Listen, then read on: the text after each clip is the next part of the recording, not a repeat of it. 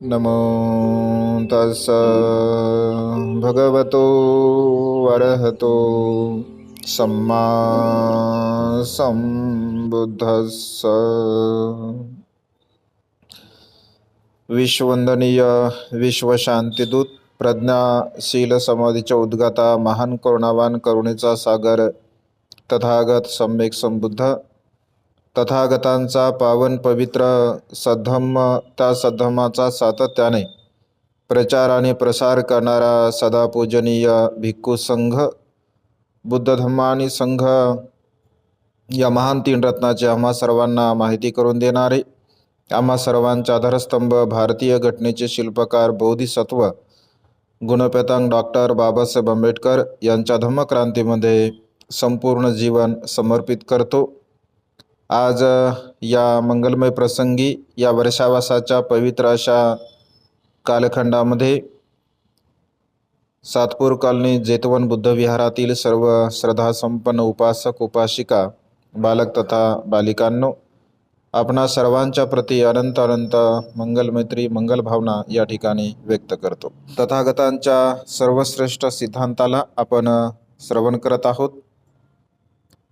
मानवी जीवन सुखपूर्वक जगण्यासाठी भगवंताने वेगवेगळ्या प्रसंगाला अनुसरून अत्यंत महत्त्वपूर्ण अशा धम्मदेशना दिलेल्या आहेत। कालच्या भागामध्ये अत्यंत सुंदर आणि मार्मिक अशी धम्मदेशना आपण बघितली।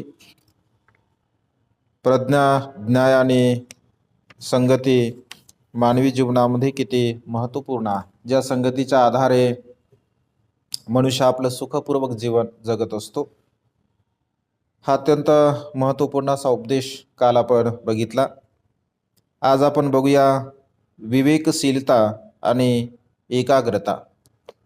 विवेकशीलता मनुष्याच्या जीवनामध्ये किती महत्त्वपूर्ण आहे आणि मनुष्याचं जे मन आहे ते मन एकाग्र राहणे हे सुद्धा अत्यंत महत्त्वपूर्ण आहे।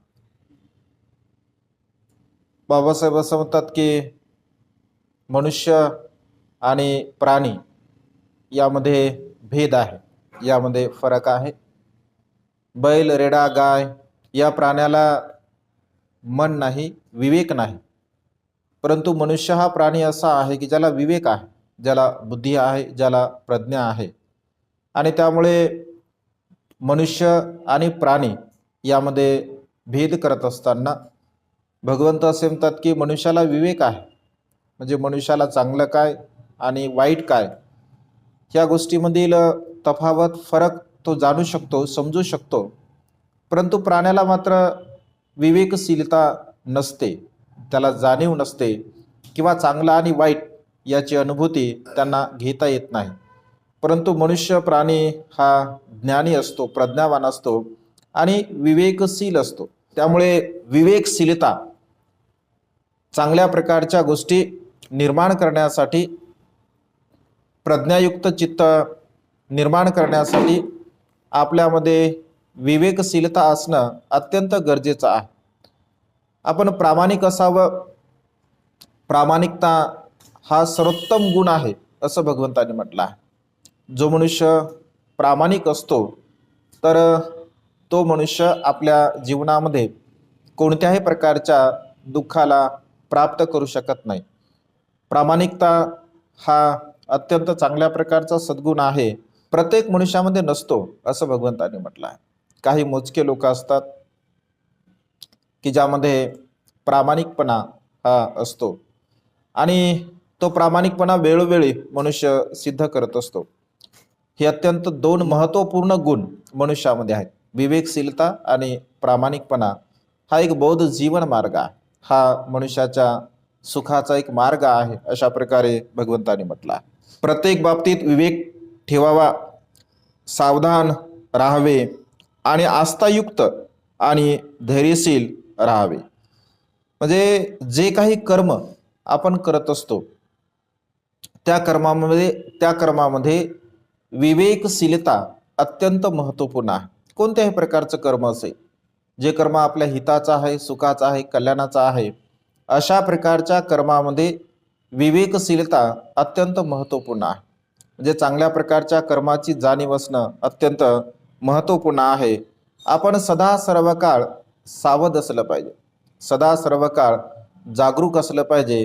कारण सावधानतापूर्वक जर मनुष्य कर्म करत असेल, बेसावधपणे जर मनुष्य जीवन जगत असेल, तर बेसावधपणे जीवन जगणारा मनुष्य आपल्या जीवनामध्ये अनेक प्रकारची हानी निर्माण करून घेत असतो.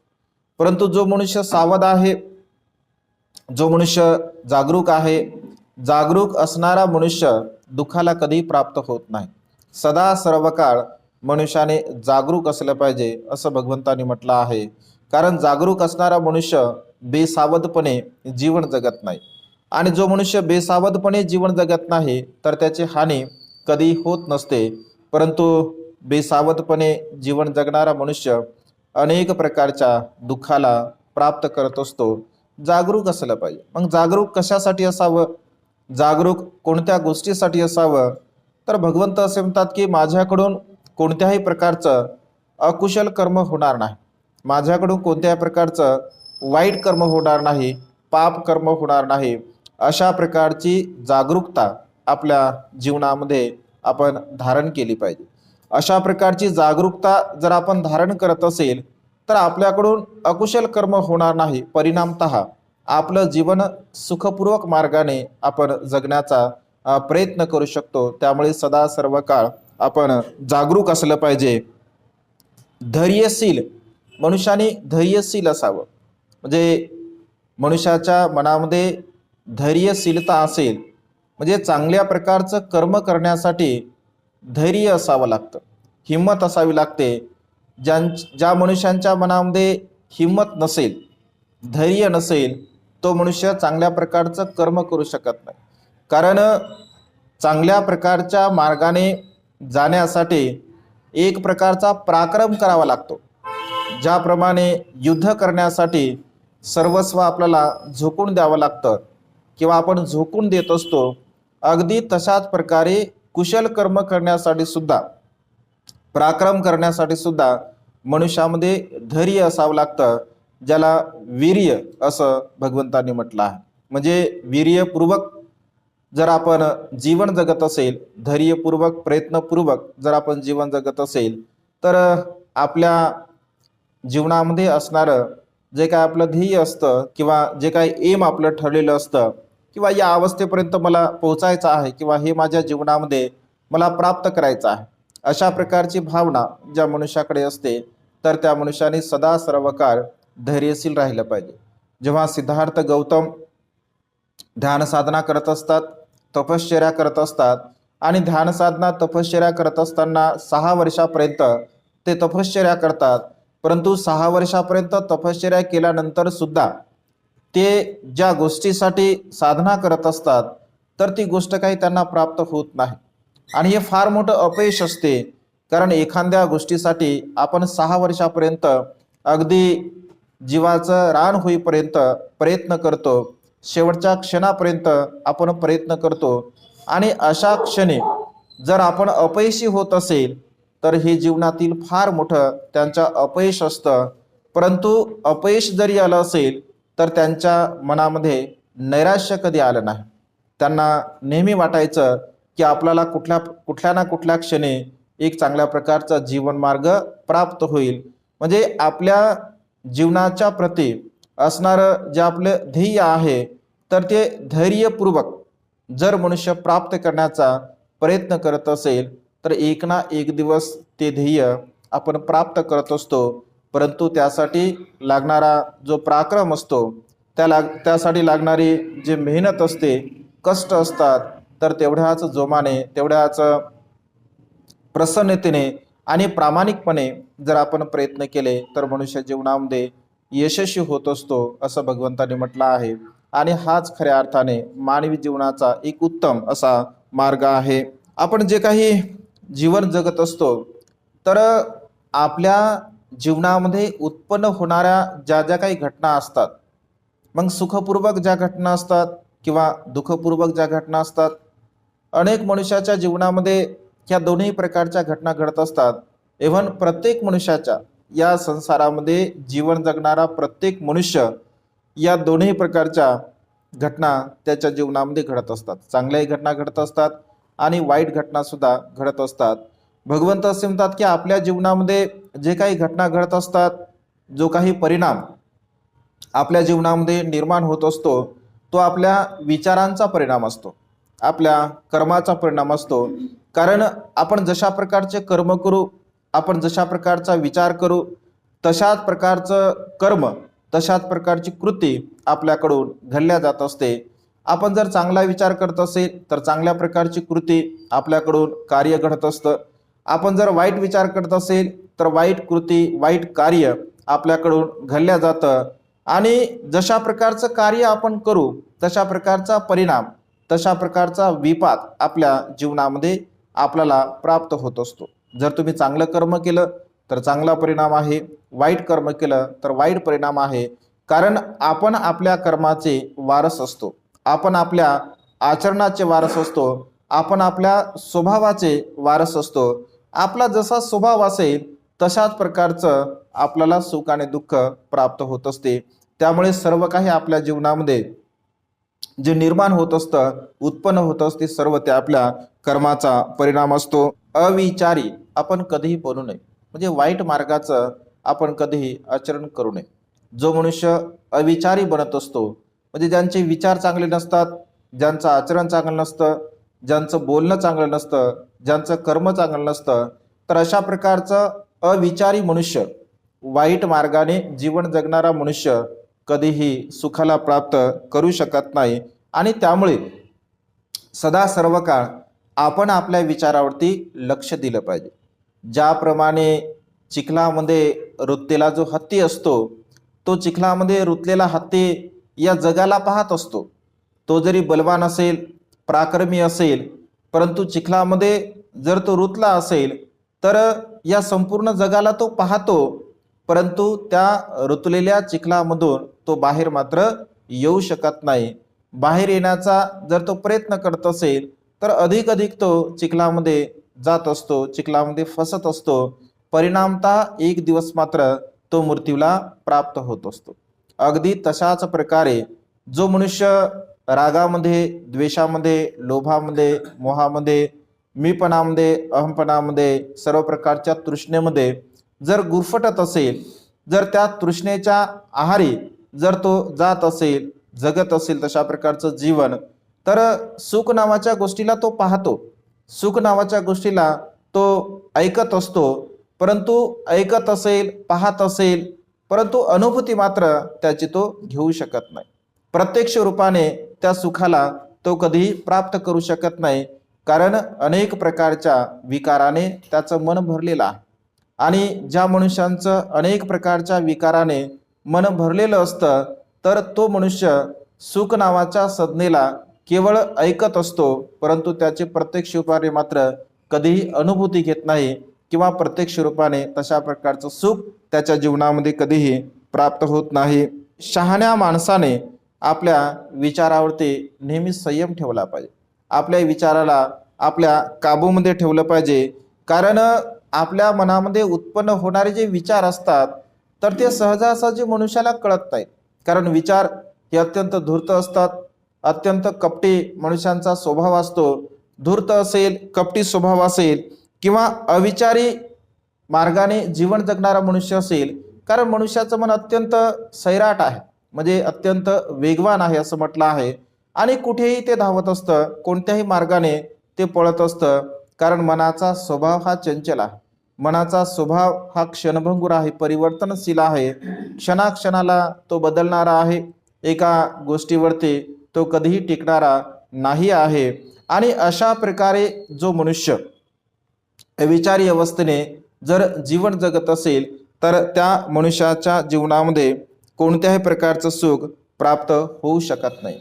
कारण विचार मनुष्याच्या मनामध्ये उत्पन्न झाला तर त्या क्षणी त्या विचाराला जाणणं अत्यंत महत्त्वपूर्ण असतं.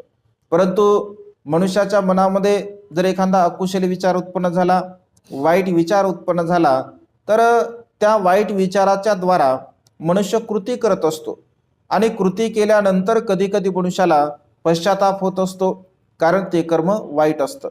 भगवंत असे म्हणतात की अशा प्रकारच्या सतर्कतेने, जागरूकतेने, विवेकशीलतेने मनामध्ये उत्पन्न होणाऱ्या विचाराला आपण जाणलं पाहिजे, आपण समजून घेतलं पाहिजे की माझ्या मनामध्ये हा अकुशल विचार, वाईट विचार उत्पन्न झाला आहे, त्याला आपण नष्ट करण्याचा प्रयत्न केला पाहिजे.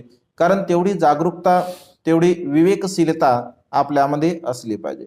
परंतु जागरूकता नसेल मनुष्यामध्ये, विवेकशीलता नसेल मनुष्यामध्ये, सतर्क मनुष्य जर नसेल तर मनामध्ये अकुशल विचार उत्पन्न होतो आणि उत्पन्न झाल्यानंतर त्या अकुशल विचाराच्या द्वारा मनुष्य कर्म करतो आणि कर्म केल्यानंतर जेव्हा त्याचे परिणाम येतात ते मात्र वाईट असतात, ते दुःखकारक असतात, वेदना देणारे असतात.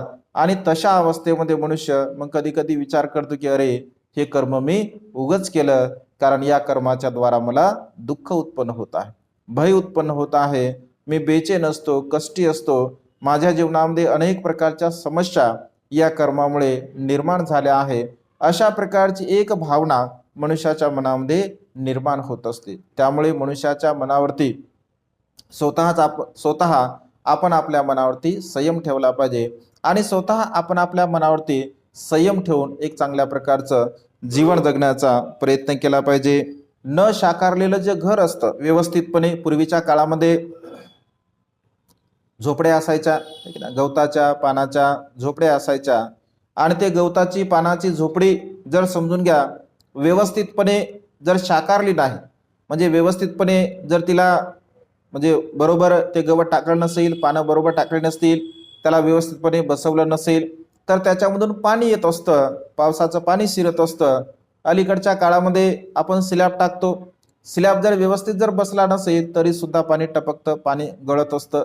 अगदी तशाच प्रकारे ज्या मनुष्यांच्या मनामध्ये विकार असतात, ज्या मनुष्यांच्या मनामध्ये अकुशल भाव असतात, तर त्या मनुष्याच्या मनामध्ये कधीही चांगल्या प्रकारचा विचार उत्पन्न होत नाही. तो चांगल्या प्रकारच्या मार्गाने जीवन जगू शकत नाही, कारण त्याचं चित्त हे चंचल असते, त्याचं चित्त हे दुर्दम्य असते. आणि न साकारलेल्या झोपडीमध्ये ज्याप्रमाणे पावसाचं पाणी शिरत असतं, अगदी तशाच प्रकारे चिंतनरहित मनुष्याच्या मनामध्ये वेगवेगळ्या प्रकारचे विकार उत्पन्न होत असतात, निर्माण होत असतात. जर योग्य प्रकारे जर झोपडी साकारली असेल, चांगल्या प्रकारची असेल, तर त्यामध्ये पावसाचं पाणी शिरत नाही.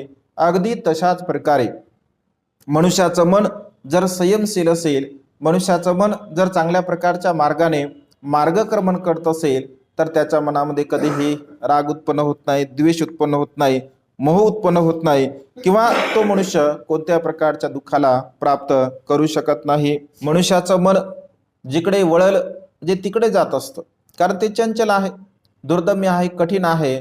परंतु जो मनुष्य ज्ञानी आहे, हुशार आहे, प्रज्ञावान आहे, ज्याप्रमाणे हत्तीला काबूमध्ये ठेवणारा जो माहूत असतो, हत्ती तसा बलवान प्राणी आहे आणि हत्तीला आपल्या काबूमध्ये ठेवणं अत्यंत कठीण गोष्ट आहे.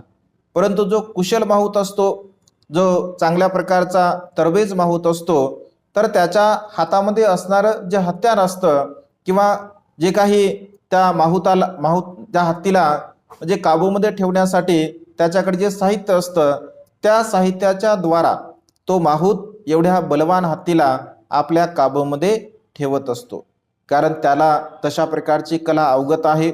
अगदी तशाच प्रकारे आपण सुद्धा आपल्या या भरकटलेल्या मनाला, या वाईट मनाला आपल्या काबूमध्ये ठेवण्याचा प्रयत्न केला पाहिजे, आपल्या अधीन त्याला ठेवण्याचा प्रयत्न केला पाहिजे.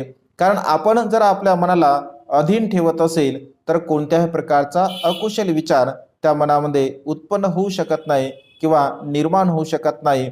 आणि ज्या मनामध्ये विकार उत्पन्न होत नसेल तर ते मन मात्र सुखाच्या मार्गाने मार्गक्रमण करत असते. तर ज्यांचं मन आपल्या अधीन असतं, ज्यांचं मन आपल्या काबूमध्ये असतं, तर अशा प्रकारचं मन हे सुखाचं उगमस्थान आहे. म्हणजे ज्यांच्या मनावरती संयम आहे तर तो मनुष्य सुखाच्या मार्गाने मार्गक्रमण करू शकतो किंवा सुख त्या मनुष्याच्या चित्तामध्ये, मनामध्ये निर्माण होत असते. दूर दूर भटकणारं जे मनुष्याचं मन आहे, या भटकणाऱ्या मनामध्ये जर वेगवेगळ्या प्रकारचे विचार, ऐक ना, बंधन भगवंताने असं म्हटलं आहे, म्हणजे विकारांचं बंधन जर मनुष्याच्या मनामध्ये निर्माण झालं असेल तर विकाराच्या बंधनाला तोडणे, विकाराच्या बंधनाला नष्ट करणे अत्यंत कठीण गोष्ट आहे. अनेक लोक वेगवेगळ्या प्रकारच्या बंधनाने बांधले गेलेले असतात आणि वेगवेगळ्या प्रकारच्या विकाराने बांधले गेलेले असल्यामुळे मनुष्य सुखाच्या मार्गाकडे जाऊ शकत नाही. अनेक प्रकारची बंधने, रागाचं बंधन आहे, द्वेषाचं बंधन आहे, मोहाचं बंधन आहे, वासनेचं बंधन आहे, अनेक प्रकारच्या तृष्णेचं बंधन मनुष्याच्या मनामध्ये त्याने बांधून ठेवलेलं असतं आणि त्यामुळे मनुष्य त्या विकाराला बांधला गेला असल्यामुळे तो कधीही दोषमुक्त, दोषाला नष्ट करून तो जीवन जगू शकत नाही आणि त्यामुळे बंधनमुक्त होण्याचा आपण प्रयत्न केला पाहिजे. जो मनुष्य बंधनमुक्त होतो तो मनुष्य खऱ्या अर्थाने सुखाला प्राप्त होत असतो. श्रद्धा ही म्हणजे अत्यंत स्थिर असावी. ज्या मनुष्यांची श्रद्धा अचल असते म्हणजे बदलणारी असते, परिवर्तनशील असते, काळाला अनुसरून कधी कधी लोक आपली श्रद्धा बदलत असतात. म्हणजे श्रद्धास्थान हे एकमेव असावं असं भगवंतांनी म्हटलं आहे. श्रद्धा जर आपली चंचल असेल, श्रद्धा जर आपली बदलणारी असेल तर तो मनुष्य सुखाला कधीच प्राप्त होऊ शकत नाही. कारण श्रद्धास्थान हे एकमेव असावं आणि श्रद्धास्थान जर एकमेव असेल तर खऱ्या अर्थाने सुखाचा मार्ग त्या मनुष्याला प्राप्त होत असतो.